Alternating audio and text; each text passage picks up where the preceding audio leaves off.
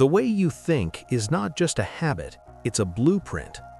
Long before your life looks the way it does on the outside, it already exists in your mind as a pattern. And most people never notice this connection because thinking feels invisible, silent, private, but its consequences are anything but. Think about your daily inner dialogue. Not the motivational phrases you repeat when things go wrong, but the automatic thoughts that show up when no one is watching. The ones that whisper, "This always happens to me," or "I'm just not that kind of person," or "maybe later, not now." Those thoughts don't feel powerful in the moment, they feel harmless. Yet repeated over time, they quietly shape your decisions, your confidence, and eventually your entire life. Here's a simple but uncomfortable truth. Your life is not a reflection of what you want, it's a reflection of what you consistently think. Not what you think once in a while, but what you return to mentally when you're tired, stressed, or afraid. That's the real operating system. Imagine two people in the same situation, same job, same obstacles, same opportunities. One sees every setback as proof that they're failing. The other sees it as feedback. Same reality, completely different outcomes. Not because one is more lucky, but because one mind looks for exits while the other looks for walls. Over time, one life expands and the other contracts, even though nothing external changed at first. This is why mindset isn't about positive thinking. That's a shallow interpretation. It's about directional thinking. Your mind is always pointing somewhere, toward growth or toward protection, toward curiosity or toward fear, toward possibility or toward limitation.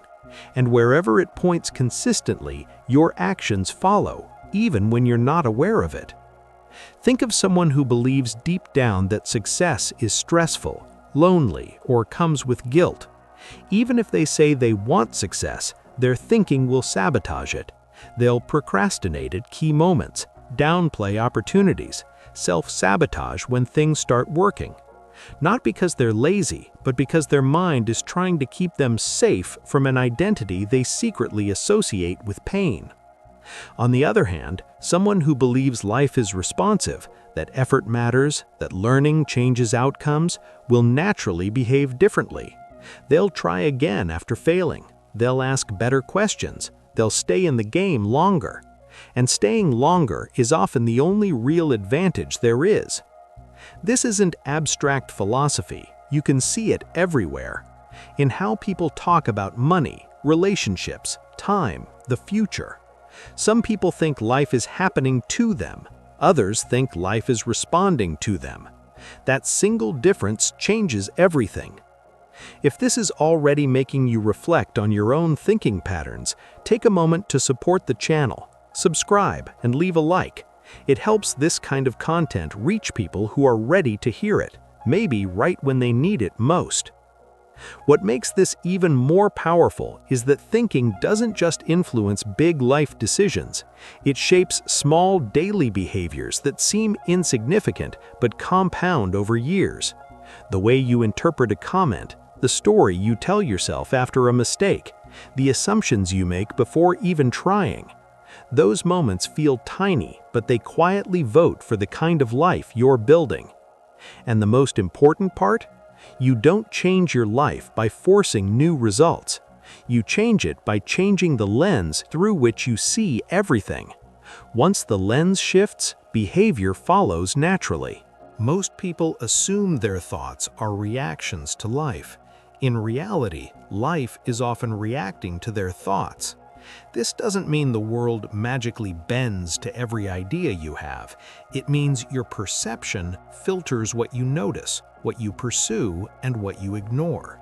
And over time, that filter becomes your reality. Think about how often you say, "I didn't even see that opportunity," or "that was pure luck." What's usually happening is not absence of opportunity, but absence of awareness.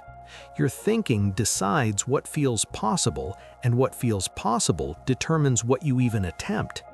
If your mind is trained to expect disappointment, it will unconsciously steer you away from risk, visibility, and growth. Not loudly, quietly, through hesitation, through delay, through rationalization. A powerful example of this is how people handle rejection. One person sees rejection as a verdict on their worth. Another sees it as information. Same event, completely different internal story. The first shrinks, the second adjusts. Over time, one life becomes smaller and safer, the other broader and more resilient. The difference isn't talent or intelligence, it's interpretation. Your brain is a meaning-making machine. It constantly asks, what does this mean about me, about life? And whatever meaning you assign becomes emotional truth. If you consistently interpret struggle as failure, you'll live cautiously. If you interpret struggle as growth, you'll live expansively. The outer world hasn't changed, your relationship to it has. This is why habits alone don't transform lives unless thinking changes first. You can copy someone's routine, schedule, or discipline, but if your internal narrative is still rooted in limitation, those habits will collapse under pressure. Sustainable change starts upstream, at the level of belief. Consider how people talk about time. Some say, "I never have time." Others say, "I make time." Same 24 hours, different mental posture. One feels like a victim of circumstances, the other feels like an agent.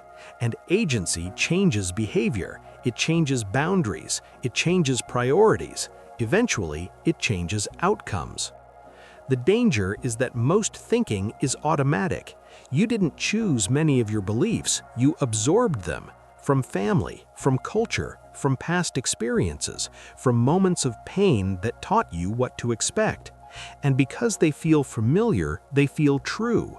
But familiarity is not truth, it's conditioning. The moment you start questioning your own thoughts, your life starts loosening. You begin to ask, is this thought helping me or protecting me? Is this belief expanding my life or shrinking it? Those questions alone interrupt old patterns. And here's something crucial. Changing the way you think doesn't mean suppressing negative thoughts. It means not obeying them automatically. Thoughts are suggestions, not commands. The mind offers interpretations. You choose which ones you act on. If this insight is helping you see your inner world differently, take a moment to like the video and subscribe. Supporting the channel allows these ideas to reach people who may be stuck in patterns they don't even realize they're repeating. As awareness grows, something interesting happens. You stop trying to control outcomes and start refining inputs. You focus less on forcing results and more on maintaining clarity, discipline, and perspective. And paradoxically, results begin to follow more easily. Because the way you think shapes the way you move through the world, and the way you move through the world shapes the life you live. At some point, when you truly understand that the way you think is the way you live, responsibility stops feeling like a burden and starts feeling like freedom. Not the heavy kind of responsibility that blames you for everything, but the quiet, empowering kind that reminds you you're not powerless. This is where real change begins, not with grand declarations or overnight transformations, but with awareness in ordinary moments. The moment you catch yourself assuming the worst, the moment you feel the urge to quit before you've really tried, the moment you tell yourself, "This is just how I am." Those are not facts, they are habits of thought, and habits can be rewritten. One of the most overlooked shifts is this. You don't need to control your thoughts to change your life. You need to choose your response to them. Thoughts will arise. Some will be fearful, some limiting, some rooted in old experiences. But the life you live is determined by which thoughts you believe and act on repeatedly. People who change their lives aren't the ones with perfect thinking. They're the ones who pause. They notice the thought, they question it, and they decide again. That pause, even a few seconds, is where power lives. Because in that pause, you're no longer running on autopilot.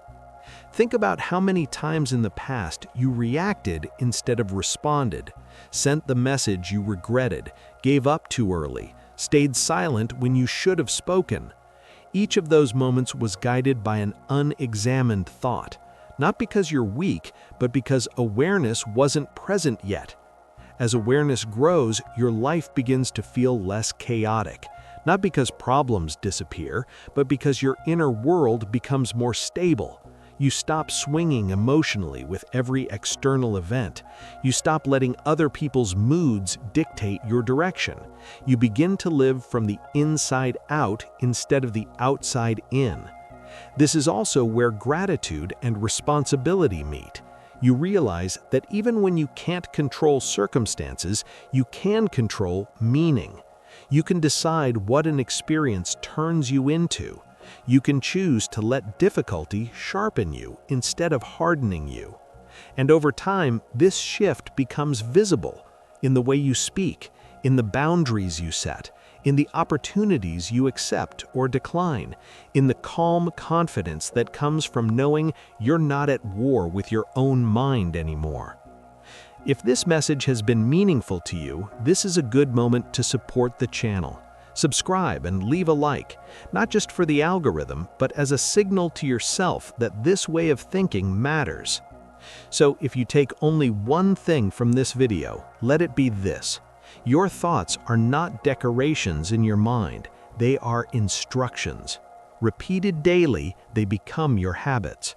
Habits become your character, and character shapes your destiny. You don't need to change everything today. You just need to notice one thought that no longer serves you and choose differently next time it appears. That small shift, repeated consistently, is how entire lives change.